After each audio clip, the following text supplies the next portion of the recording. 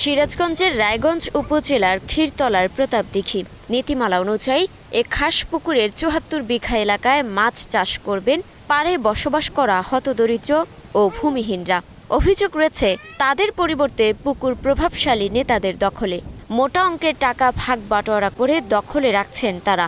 টাকা পয়সা উপর লেভেলে দেয়া ওরা পুকুর সাপ্লিস দিয়ে দিলে ভূমিহীন মানুষগুলা পুকুর চাষ করতে পারে না। সাদা স্ট্যাম্পে সই করে নিয়ে মানে তাদেরকে কথা বলার মতো আর সুযোগ দেয় না।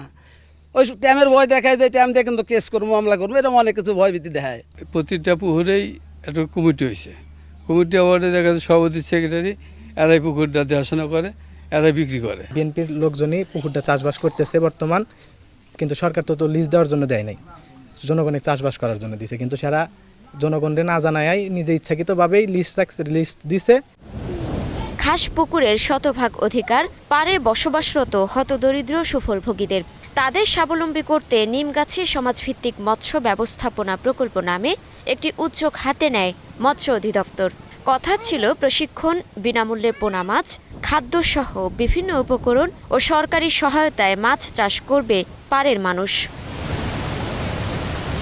কিন্তু দিঘিটির সুফলভোগী সমিতির সভাপতি সদস্যদের ফাঁকি দিয়ে সাবলিজ দিয়েছেন।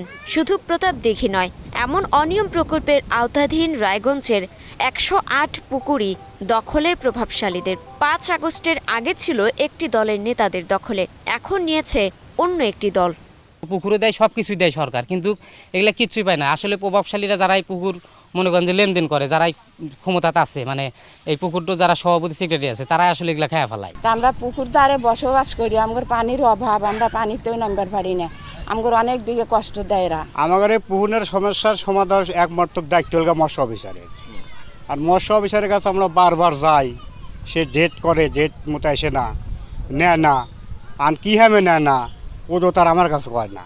প্রকল্পটির পরিচালক বলেন, নিয়ম অনুযায়ী সাবলিজ দেওয়ার কোনো সুযোগ নেই। সরকারি নীতির মূল উদ্দেশ্য হতদরিদ্রদের স্বাবলম্বী করা। আসলে অফিসের বিষয়টা আমার কাছে জানা নাই, আমি হাতে পাইনি। তবে হয়তো উপজেলা যে মৎস্য দপ্তর আছে সেখানে থাকতে পারে।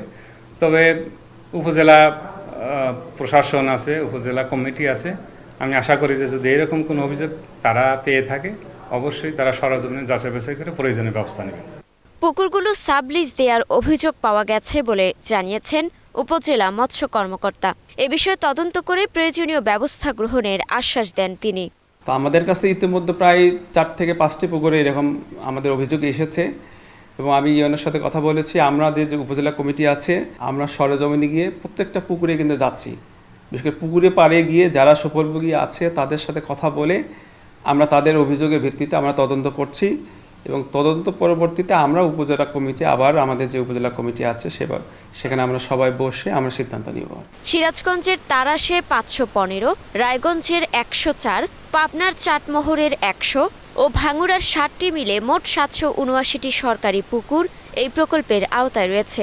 এসব পুকুরে মাছ চাষ করতে মৎস্য অধিদপ্তরকে ২০২৩ সালে তৃতীয়বারের মতো হস্তান্তর করে ভূমি মন্ত্রণালয়।